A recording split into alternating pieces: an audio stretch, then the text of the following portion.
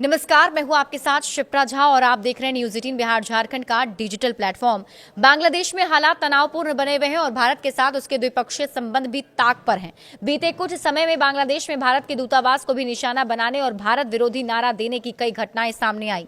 इसके साथ ही लगातार अल्पसंख्यकों के साथ हो रही हिंसा को लेकर भी भारत में काफी नाराजगी है।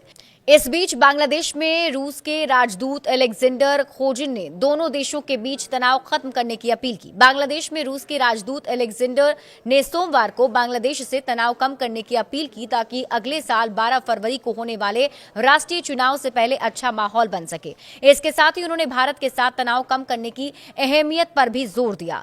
बांग्लादेश में रूसी राजदूत ने कहा कि ये जितनी जल्दी हो उतना अच्छा है। उन्होंने कहा कि वे दो देशों के आपसी रिश्तों में दखल नहीं दे रहे हैं, लेकिन उन्हें लगता है कि ऐसा कोई रास्ता निकालना समझदारी होगी जिससे तनाव मौजूदा स्तर से आगे ना बढ़े। रिश्ते आपसी भरोसे और विश्वास पर आधारित होने चाहिए। बांग्लादेश में 12 फरवरी 2026 को होने वाले चुनाव को लेकर उन्होंने उम्मीद जताई है कि वोटिंग समय पर होगी। चुनाव पर्यवेक्षकों को भेजने के बारे में राजदूत ने कहा कि वे चुनाव आयोग के संपर्क में हैं और वे आयोग से आधिकारिक निमंत्रण का इंतजार कर रहे हैं।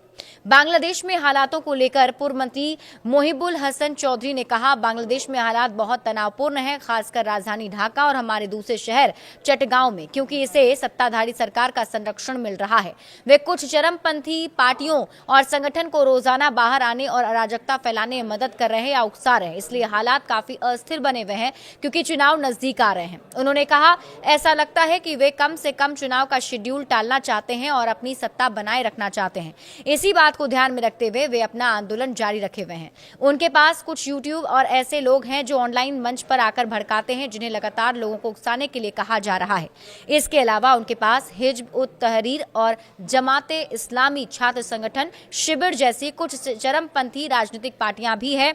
इसलिए वे देश में सामाजिक अस्थिरता पैदा करने के लिए लगातार इन संसाधनों का इस्तेमाल कर रहे हैं।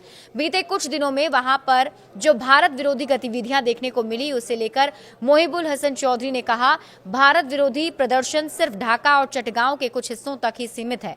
ऐसा नहीं कि पूरे देश में भारत विरोधी भावना है। अलग अलग संस्थानों के कुछ उग्र चरमपंथी कट्टरपंथी छात्रों में कुछ ने कई मदरसा छात्रों को अपने साथ शामिल होने के लिए मजबूर किया। इनमें कौमी मदरसे और खुद ढाका यूनिवर्सिटी के छात्र तक शामिल हैं। जो मदरसा छात्र कैंपस के अंदर रहते हैं, वे खाने और रहने के लिए मदरसों पर निर्भर होते हैं।